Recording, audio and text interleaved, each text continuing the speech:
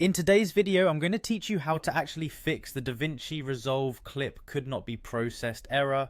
If you've encountered this frustrating message, you're not alone, and we're here to guide you through the steps you need to resolve this issue in just a few minutes. Let's dive in. First, you'll want to ensure that you're using the Davinci Resolve application. If you haven't already, open it up.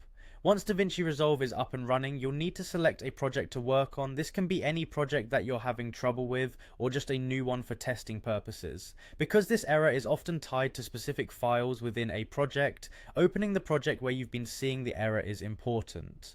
Now that you've selected your project, navigate over to the edit page. This is where much of your editing work happens and is the best place to tackle this particular problem.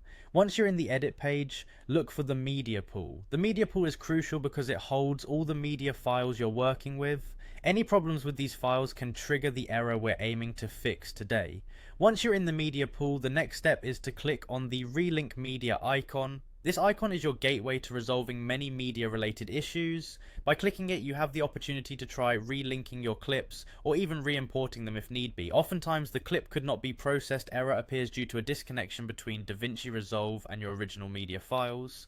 Relinking or re-importing the files can re-establish this connection. When attempting to relink, make sure that the original media files are located where Davinci Resolve can access them. This might mean pointing the software to the correct folder or file location on your computer. When successful, relinking can clear up path issues and get your clips back in workflow shape. If relinking doesn't solve the issue, try re-importing the problematic clips. Simply remove the affected media from your media pool and import them anew. This step ensures that any glitches in the initial import process are corrected.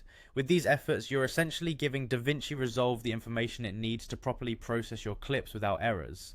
It can seem technical at first, but I hope this walkthrough allows you to regain confidence in your editing tasks without the interruptions of persistent errors. Thank you for following along with today's tutorial. If you found this guide helpful, don't forget to subscribe for more handy tips and tutorials that keep your creative projects running smoothly. See you in the next video.